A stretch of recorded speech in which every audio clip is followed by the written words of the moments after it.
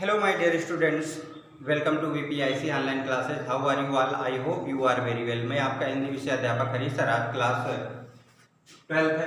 हिंदी पद्य के अंतर्गत जो टॉपिक है हिंदी काव्य साहित्य का काल विभाजन तथा नामकरण लेकर पुनः उपस्थित हुआ हूँ, जो वीडियो संख्या 6 के माध्यम से आपको बताऊंगा. आधुनिक काल को गद्य काल कहा जाता है, ये मैंने पुरानी वीडियो में बताया था. और आधुनिक काल को गद्य काल कहने वालों में से जो प्रमुख लेखक हैं वो आचार्य रामचंद्र शुक्ल हैं, जो शुक्ल युग के प्रमुख लेखक हैं. और इस काल का जो विभाजन किया है वो आचार्य रामचंद्र शुक्ल ने. आधुनिक काल का जो विभाजन, पहला विभाजन किया था भारतीय युग, और जिसका जो दूसरा नाम है, इसका उपनाम है पुनर्जागरण काल, भी इस युग को कहा जाता है. और दूसरा है द्विवेदी युग, जिसे जागरण सुधार काल भी कहा जाता है, जागरण सुधार काल भी कहा जाता है. तीसरा युग है छायावादी युग, और चौथा युग है प्रगतिवादी, पांचवा है प्रयोगवादी, और छठा है नई कविता युग. और इसी में 1953 के पश्चात 1960 के बाद जो कविता लिखी गई उसे साठोत्तरी कविता कहा गया. जो ये साठोत्तरी कविता के जो प्रमुख लेखक हैं, उन लेखकों में जो पहला नाम आता है वो आता है सुदामा पांडे धूमिल. सुदामा पांडे धूमिल, जिन्होंने संसद से सड़क तक रचना लिखी. सुदामा पांडे का प्रजातंत्र लिखा. इसके बाद इसी युग के जो कवि हैं रामदरस मिश्र थे, बेरंग बेनाम चिट्ठियाँ लिखी. त्रिलोचन शास्त्री हैं, मैं उस जनपद का कवि हूँ, तथा धरती, इन्होंने रचनाएं लिखी हैं. तो आइए देखते हैं छायावादी युग. प्रमुख जो इस युग की जो प्रमुख विशेषता है, वो इस युग के जो प्रमुख कवि हैं वो प्रसाद पंत, निराला तथा वर्मा. इस युग के 4 प्रमुख कवियों में इनका नाम आता है. प्रसाद जयशंकर प्रसाद और सुमित्रा नंदन पंत, सूर्यकांत त्रिपाठी निराला तथा महादेव वर्मा का नाम इन 4 प्रमुख जो कवियों में लिया जाता है. इन्हें 4 स्तंभ कवि कहा जाता है, छायावादी कवि कहा जाता है.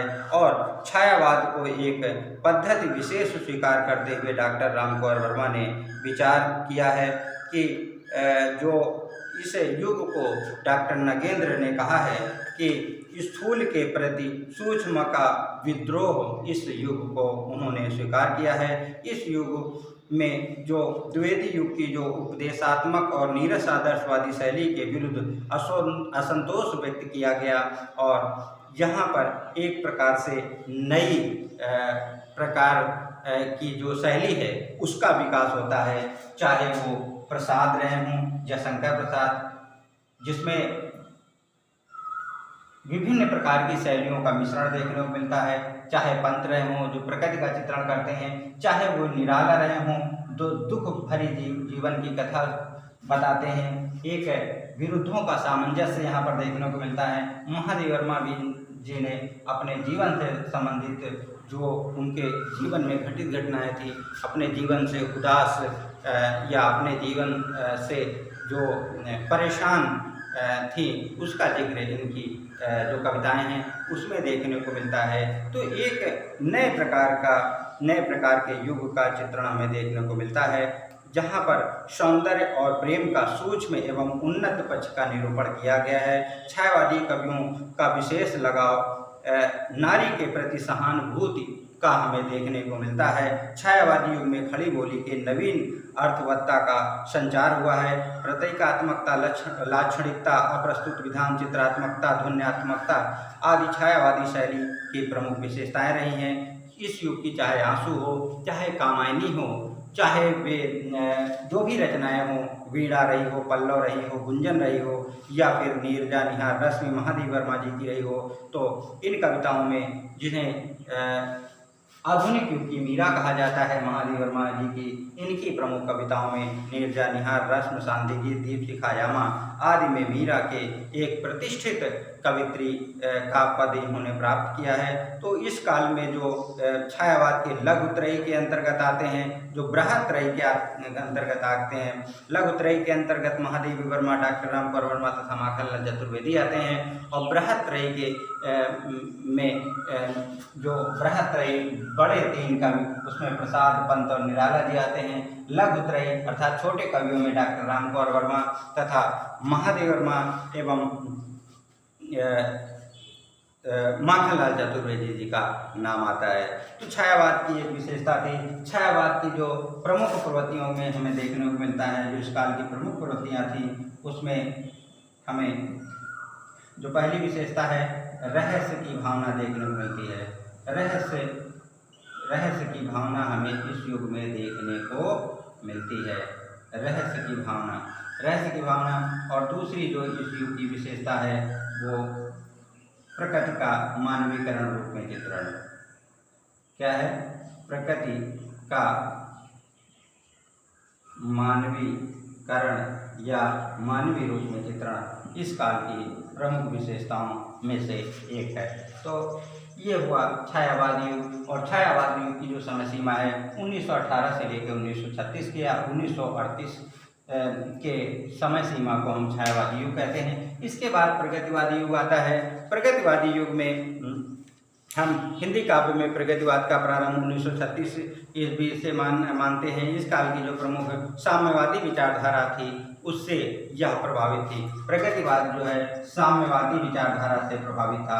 साम्यवादी विचारधारा वह होती है जिसमें सभी को, जो जीवन जीने वाले या समाज में रहने वाले जो ऊंच नीच व्यक्ति होते हैं, उनको बराबरी का दर्जा, सबको बराबरी का दर्जा मिले, यही साम्यवाद है। साम्यवादी विचारधारा के द्वारा प्रगतिवाद उत्पन्न होता है। और प्रगतिवादी युग की जो प्रवृत्तियाँ हमें देखने को क्रांति की भावना और शोषित वर्ग की पीड़ा का चित्रण तथा धर्म एवं ईश्वर के प्रति आस्था तथा सामाजिक जीवन का यथार्थ चित्रण हमें इस युग में देखने को मिलता है। प्रगतिवादी युग के जो प्रमुख कवि हैं, उनमें नागार्जुन हैं, जिनकी रचना प्यासी पथराई आँखें तथा युगधारा है। केदारनाथ अग्रवाल की युग की गंगा है। त्रिलोचन शास्त्री की मिट्टी की बारात है। शिवमंगल सिंह सुमन की जो रचना है वह विंध्य हिमालय है। तो इस प्रकार से ये प्रगतिवादी युग हुआ।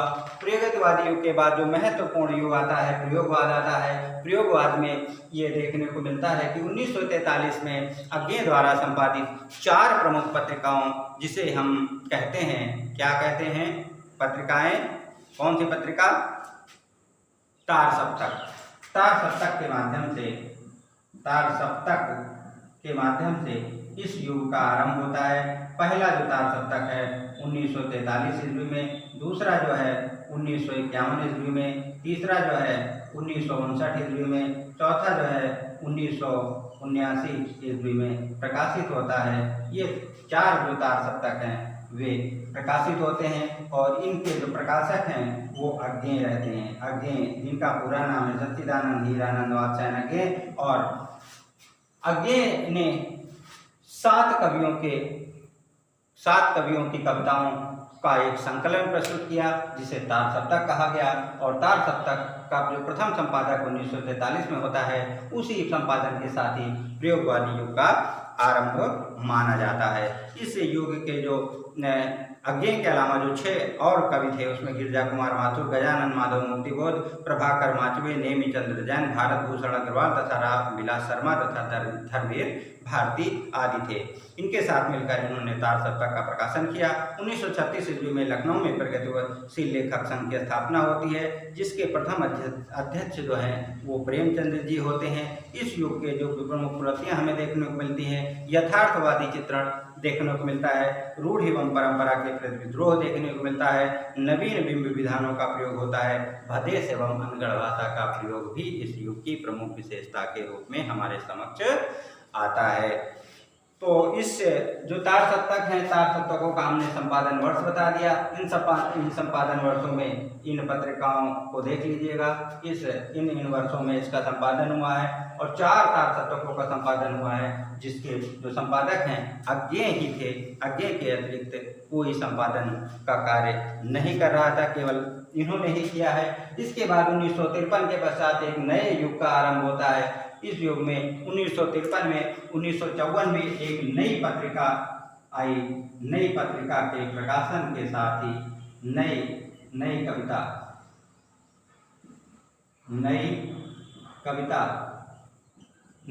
पत्रिका के प्रकाशन के साथ ही नई कविता युग का आरंभ होता है। नई कविता युग का आरंभ जो होता है 1954 ईस्वी में आरंभ होता है। 1954 ईस्वी में रामस्वरूप चतुर्वेदी, किसने? रामस्वरूप